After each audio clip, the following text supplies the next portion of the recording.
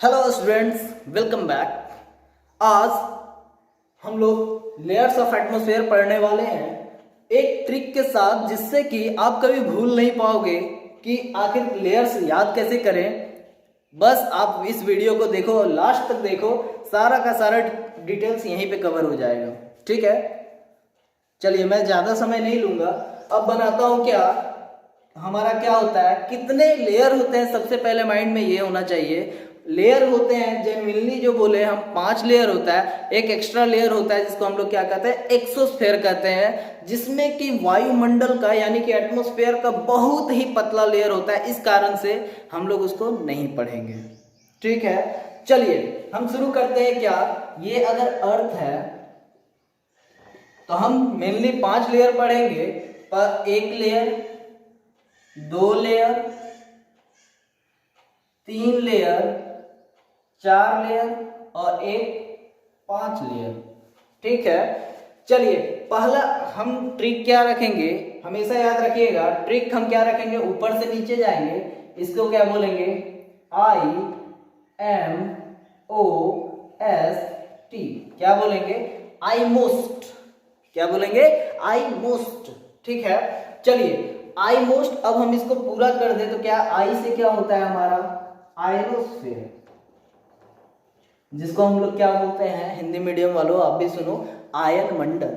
ठीक है, और एम से क्या हो गया, मेसोस्फीयर, इसको क्या बोलते हैं, मध्य मंडल। ओ से क्या हो गया, ओजोनस्फीयर, इसको क्या बोलते हैं, ओजोन मंडल। फिर एस से क्या हो गया, स्ट्रेटोस्फीयर, इसे क्या बोलते हैं, समताप मंडल। ठीक है, एक क्या हो गया, टी से ट्रोपोस्फेयर, ट्रोपोस्फेयर हो गया। इसे क्या बोलते हैं, क्षोभ मंडल। क्या बोलते हैं, क्षोभ मंडल। ठीक है, हम समझ गए कि किसे क्या बोलते हैं। एक और चीज हम क्या बताएं, फर्स्ट लेटर याद करना है। क्या है first letter, I most 5 layer का। ठीक है, और इसके बाहर जो है उसको हम लोग क्या बोलते हैं, एक्सोस्फेयर, जिसे पढ़ने की ज्यादा जरूरत नहीं है, किसी किसी एग्जाम्स में कभी कभी आता है। ठीक है, तो इसके बारे में नहीं पढ़ेंगे, लेकिन ये 5 बहुत ही इंपॉर्टेंट लेयर्स हैं। ठीक है, चलिए शुरू करते हैं।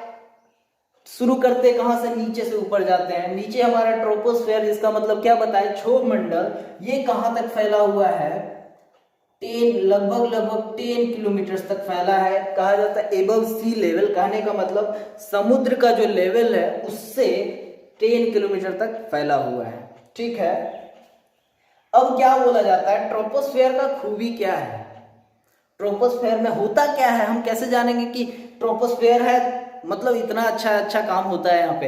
अरे भाई कुछ नहीं होता है। क्या होता है, यहाँ मौसम चेंज होता है। जितने भी सारे मौसम है, वेदर्स हैं, सारे के सारे ट्रोपोस्फेयर में चेंज होते हैं। ट्रोपोस्फेयर के बाहर कुछ भी मतलब नहीं है वेदर से। ठीक है, जितना भी बादल हुआ ट्रोपोस्फेयर में, बारिश हुआ ट्रोपोस्फेयर में, आंधी तूफान आया ट्रोपोस्फेयर में। ठीक है, तो हम यहाँ क्या बोलेंगे, ट्रोपोस्फेयर में क्या होता है, जितने भी सारे मौसम है यहीं बदलते हैं। ठीक है, अब आता है स्ट्रेटोस्फेयर। स्ट्रेटोस्फेयर और ओजोनोस्फेयर दोनों एक लेयर है, हमेशा याद रखिएगा। क्या, स्ट्रेटोस्फेयर और ओजोनोस्फेयर दोनों एक लेयर है। हम लिख इसलिए देते हैं एक साथ, हम लिख इसलिए देते हैं क्योंकि हमें ओजोनोस्फेयर भी उतना इंपॉर्टेंट है पढ़ना जितना स्ट्रेटोस्फेयर है। ठीक है, और लेकिन ये दोनों का हम क्या बोलेंगे, एक ही लेयर में आता है। क्वेश्चन क्या आता है कि ओजोनोस्फेयर जो है वो एटमॉस्फेयर के किस लेयर में आता है, तो हम क्या आंसर देंगे, स्ट्रेटोस्फेयर में दे देंगे। ठीक है, ये कितना तक फैला हुआ है, दोनों मिला के फैला हुआ है 50 किलोमीटर तक।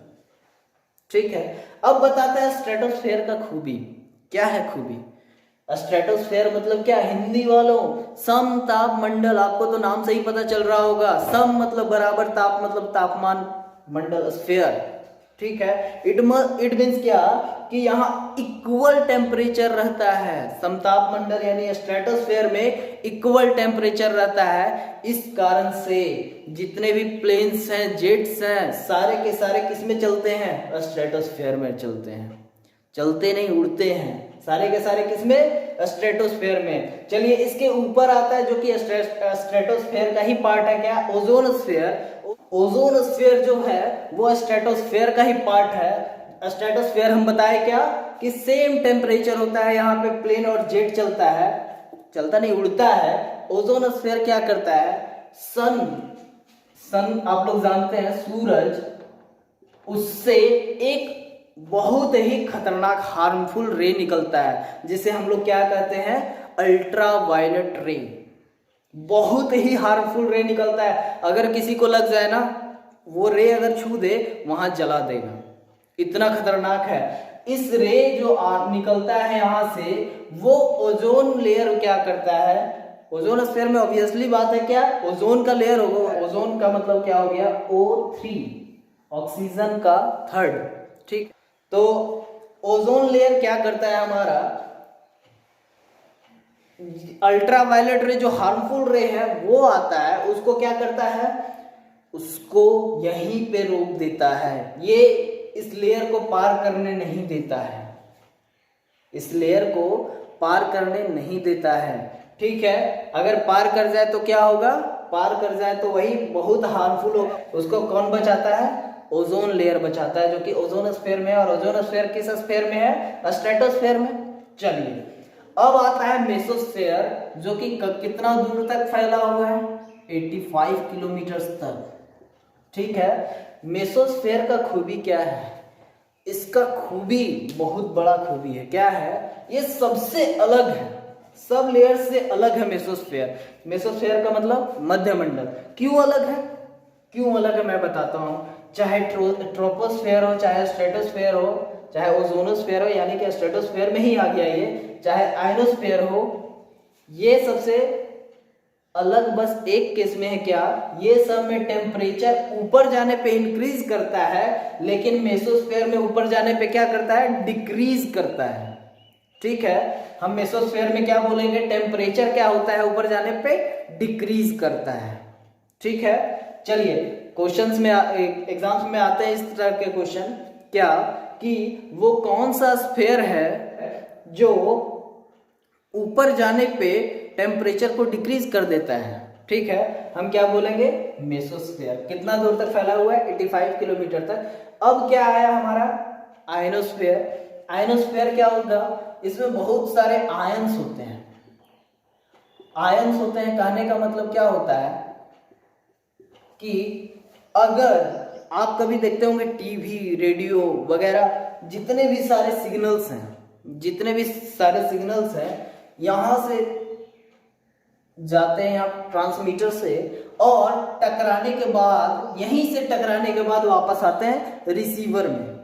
ठीक है, ट्रांसमीटर से गए जितने भी सारे सिग्नल्स हैं, टकराने के बाद क्या? आयन से टकराते हैं और आते हैं रिसीवर में। ठीक है, तो हम ये क्या कहेंगे? आयन मंडल में क्या होते हैं? आयन मंडल, जिसको आयनोस्फीयर कहते हैं, उसको क्या होते हैं? आयंस होते हैं। और एक और बात कि सारे के सारे सैटेलाइट, जितने भी सैटेलाइट हैं, ठीक है, सारे के सारे सैटेलाइट इसी लेयर में फिक्स होते हैं। ठीक है, पूछा जाएगा अगर क्वेश्चन कि सैटेलाइट कौन सा स्फीयर में फिक्स होता है, तो फिर हम क्या बोलेंगे? आयोनोस्फीयर में। ठीक है, बस इसका खूबी इतना है। ठीक है, आई थिंक समझ में आ गया होगा। अब यहाँ पे पूछा जाए कि आयंस कैसे बनते हैं, तो हम क्या बोलेंगे? यहां से निकलने वाले एक्स रेज, अल्ट्रावायलेट रेज, या फिर कुछ कुछ ऐसा होता है एलिमेंट जो कि आपस में टकराने के बाद क्या होते हैं? आयंस बनते हैं। ठीक है, वही आयंस यहाँ छोड़ते हैं, तो आयन स्फीयर बन गया। अब बचा क्या? एक्सोस्फीयर, जो कि हम बोले कि नहीं पढ़ने का जरूरत है। क्यों नहीं पढ़ने का जरूरत है? क्योंकि एटमॉस्फेयर का यहाँ बहुत ही पतला लेयर होता है, इतना पतला होता है कि यहाँ पे एटमॉस्फेयर रिलेटेड कुछ भी नहीं होता। ठीक है, चलिए हमारा आई थिंक कि सारा का सारा ये टॉपिक खत्म हो गया। हम आप समझ गए होंगे कि एटमॉस्फेरिक लेयर क्या है। ठीक है, आपको याद भी हो गया होगा कैसे। आई मोस्ट एक बार और वीडियो को देख लो अगर याद नहीं हुआ, मेरी गारंटी है आप लोग भूलोगे नहीं कभी। ठीक है, मिलते हैं अगले वीडियो में किसी और ट्रिक के साथ। तब तक के लिए सब्सक्राइब करना ना भूलें, बगल वाले बेल बटन को दबाना ना भूलें, और लाइक करना ना भूलें। और सबसे बड़ी बात कि अगर अच्छी लगी ये वीडियो तो अपने दोस्तों को शेयर करना ना भूलें, उन्हें भी जानकारी दो कि हाँ हमारे इस क्लास में इस ट्रिक से पढ़ाई होती है जो आप भूलोगे नहीं। चलिए मिलते हैं अगले वीडियो के साथ, तब तक के लिए all the best and thank you.